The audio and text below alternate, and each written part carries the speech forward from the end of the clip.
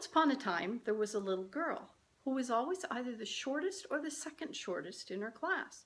She was a very restless little girl who had difficulty paying attention. She had frequent canker sores, abdominal pain and bloating, and fragile fingernails with prominent ridges on them. And she also had migraines. None of the symptoms alone seemed concerning, except her parents took her to the doctor for the migraines.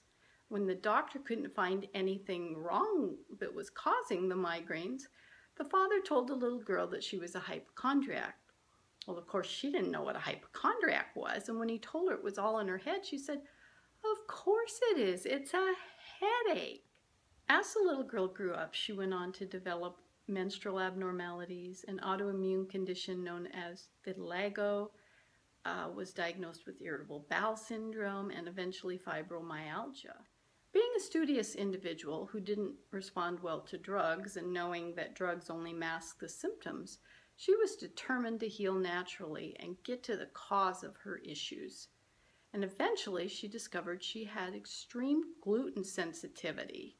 In case you haven't figured it out yet, that little girl was me. All of the signs and symptoms that I've mentioned can be manifestations of celiac disease, which is the most severe form of gluten sensitivity. Now, I've never been tested for celiac disease, nor do I intend to put gluten back in my diet so that I can be tested. And unfortunately, I'm not unusual. It often takes decades for someone to be diagnosed because doctors are typically only trained to look for the classic gastrointestinal symptoms of celiac disease, which is considered extremely rare, rather than the spectrum of gluten sensitivity. A study published by the Journal of Attention Disorders found that 100% of the children in their study diagnosed with attention deficit hyperactivity disorder, or ADHD, had significant improvement in their function and behavior after 6 months on a gluten-free diet. Another study, a newer study, found that women who were gluten sensitive and ate gluten during pregnancy more than doubled their child's risk of developing schizophrenia later. These aren't isolated studies indicating that gluten sensitivity can have detrimental effects on fetal brain development. That just sets the stage for conditions like autism and depression and other brain disorders.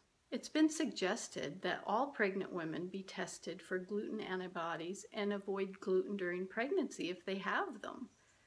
It's a simple blood test, and it doesn't have to be this way. It breaks my heart to think about all the children improperly diagnosed and medicated for ADHD, or the families who've had social services called in because they have a gluten-sensitive child diagnosed with failure to thrive. If you know anyone with any of these symptoms, please share my story.